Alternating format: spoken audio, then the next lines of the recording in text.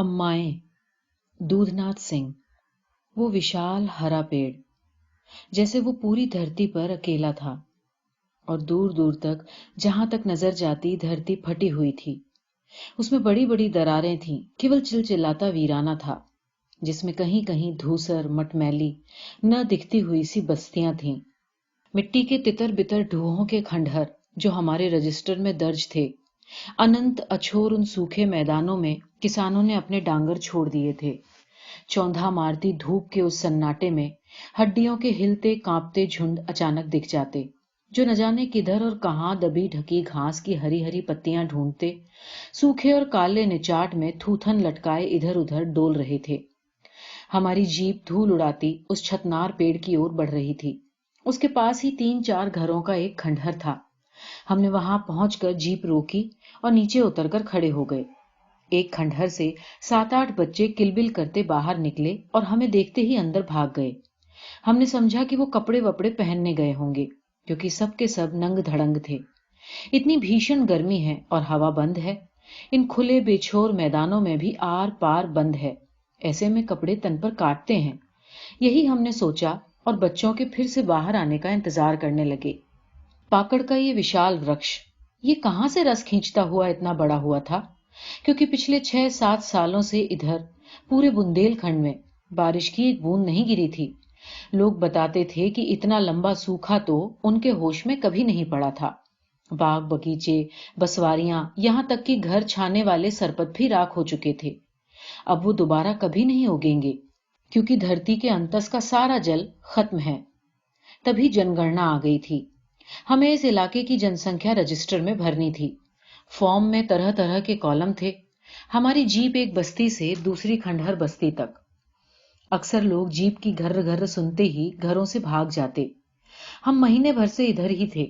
हमें क्या और कैसे बोलना था हमें रट गया था। नाम, पिता का नाम, क्योंकि हमारे एक कारकुन ने बाप का नाम बोला था तो पिट गया था। बाप बोलता है, और वो आदमी चढ़ बैठा था। बीच बचाव करना पड़ा था और फिर सारे मर्द गांव छोड़कर भाग गए थे। सरकारी लोग हैं, पुलिस आ सकती है। तब से हम बाप की जगह पिता का नाम पूछने लगे थे।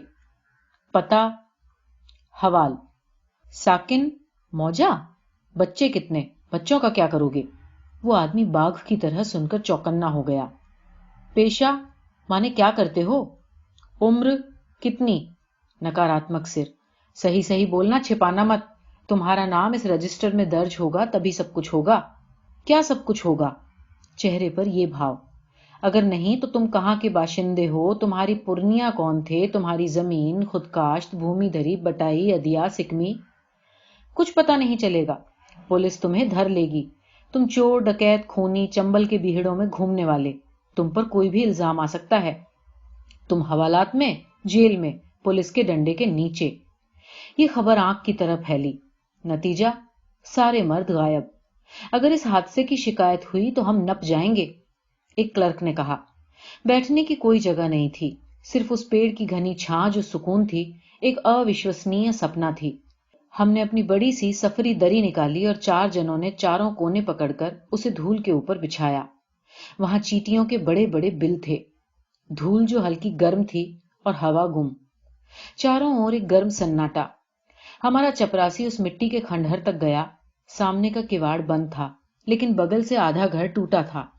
उधर से छोटे छोटे नंग धड़ंग बच्चे निकलकर झांकते और अंदर भाग जाते। अंदर कौन कौन है? बाहर निकलो और नाम पता लिखवाओ। चपरासी उस बंद किवाड़ के पास जाकर चिल्लाया। 3-4 बच्चे घर के टूटे हुए उस हिस्से की तरफ झांकने आए, खिलखिलाकर हंसे और अंदर भाग गए। ए, भीतर कौन कौन है? चपरासी ने फिर हांक लगाई। बच्चों का एक झुंड फिर से घर के उस ढहे हुए ढूह से बाहर निकला। हमारी अम्माएं हैं और कोई नहीं है, एक बच्चे ने साहस किया। अब वे सभी खंडहर की टूटी फूटी दीवारों पर चढ़कर खड़े हो गए। अपनी अम्माओं से बोलो कि बाहर आकर नाम पता लिखवाएं। अपनी अम्माओं से बोलो कि डरे नहीं, हम लोग सरकारी आदमी हैं। चपरासी कुछ इस तरह ऊंची आवाज में बोल रहा था कि जिससे अंदर बैठी औरतें सुन लें। भीतर कितनी अम्माएं हैं? चपरासी ने पूछा। एक लड़के ने पंजे की 3 उंगलियां ऊपर की, दूसरे ने 4 और तीसरे ने पूरा पंजा, और फिर वो खिलखिल करते भीतर भाग गए। बड़ा चक्कर है साहब, कोई मर्द मानुस दिखाई नहीं दे रहा। चपरासी पसीने से तरबतर था। बच्चे खेल रहे हैं, शायद अंदर कोई है नहीं, मैंने कहा। अंदर कोई नहीं होगा तो अंदर से इतने बच्चे कहां से आए? चपरासी को जैसे मेरी नादानी पर तरस आया। आगे बढ़ते हैं, हमारे बीच से कोई बोला। लेकिन ये खंडहर दर्ज है साहब, छूट जाएगा। कारकुन ने लिस्ट चेक की। छूट जाएगा तो कौन सी जनसंख्या में कमी हो जाएगी? इस पर एक साथ सभी लोग हंस पड़े। सब नंगे थे, बच्चों के बारे में बोले। चिरकुट भी नहीं था।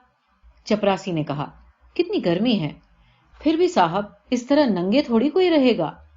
मेरा दिमाग अजब फितूरी है, बाहर कुछ और होता रहता है, भीतर कुछ और चलता रहता है। जितनी बार बच्चे निकले, चाहे झुंड में या वो अकेला, किशोर वय, सभी निपट नंगे थे। भीतर क्या कुछ चल रहा था? स्त्रियां बाहर क्यों नहीं आ रही? और मर्द लोग? वो इस निपट वीराने में इस जनसंख्या को इस तरह निपट निराधार छोड़कर कहां चले गए हैं? जब ये दृश्य घटित हो रहा था, मैं अचानक गुड़गांव के मॉल्स में टहल रहा था। चारों ओर वस्त्रों के ढेर की सजावट। कोई अपनी नाजनी से फुसफुसा रहा था, इसमें चलते चलते थक जाओगी, ये 1-1.5 किलोमीटर लंबा है, जो खरीदना है ले लो। इतने कपड़े, इतनी तरह के, इतने नाप के, वस्त्रों के उस लंबे गलियारे में, यहां से न जाने कहां तक, जयपुर हाईवे के बिल्कुल बगल तक। मैंने कांच की चमकती विशाल दीवार के पार देखा। कितने रंग एक साथ झूल रहे थे, और इतनी सुहानी ठंडक, जैसे मैं शिमला के मॉल रोड के नीचे की सीढ़ियों से उतरकर विंडो शॉपिंग कर रहा हूं। कुछ खरीद नहीं रहा, लेकिन जेम्स बॉन्ड की तरह अपने ओवरकोट की जेबों में हाथ डाले मेरी चहलकदमी पर किसी को भी ऐतराज नहीं। सभी मंद मंद मुस्कुरा रहे हैं। ठीक इसी तरह मेरी आत्मा वहां मीलों लंबे वस्त्र बाजार में टहल रही थी, जबकि मैं वहां था, उस पेड़ के नीचे, गर्म धूल और चींटियों के बिल और अपने कारकुनों के साथ, एक खंडहर का सामना करते हुए, जिसके भीतर शायद एक निर्वसन निचाट खलबली थी। इसी तरह, ठीक इसी तरह, जब उन बच्चों में से एक ने कहा, अम्माएं हैं और कोई नहीं है, तो मैं वहां बैठे बैठे अपनी मां को सोच रहा था, जो बेवजह और मामूली घरेलू फसाद पर गुस्सा होकर कुएं में डूब मरी। तभी एकाएक सामने का दरवाजा खुला। एक हट्टी कट्टी औरत, एक मुचड़ी हुई चमकीली धराऊ साड़ी पहने, उसकी तुड़ी मुड़ी सलवटें हाथ से सहलाती हुई बाहर निकली। हम सभी उठकर खड़े हो गए। नहीं, किसी दहशत में नहीं, उसके इस तरह स्तब्धता से प्रकट होने पर। उधर खंडहर पर सारे नंग धड़ंग बच्चे निकलकर चुपचाप खड़े हो गए, जैसे कोई दुर्घटना होने जा रही हो। चपरासी, जो फिर आवाज लगाने जा ही रहा था, सहमा हुआ कुछ दूरी बनाए हुए उसके पीछे चल रहा था। हाँ पूछिए, उस औरत ने अत्यंत विनम्र और निडर आवाज में कहा। आपका नाम? पता नहीं, औरत ने हाथ से इनकार किया। आपके पति का नाम? लेते नहीं। कारकुन मुस्कुराया। कोई औरत इधर नाम नहीं लेती पति का जी, एक क्लर्क ने कहा। कहाँ हैं आपके पति? पता नहीं। आप लोग अकेले रहते हैं यहां? नहीं तो। उस औरत ने बच्चों की ओर नजर दौड़ाई। ये आपके बच्चे हैं? नहीं, हम तीनों के। अंदर 3 अम्माएं होंगी साहब, चपरासी ने कहा। औरत ने चपरासी की ओर देखा।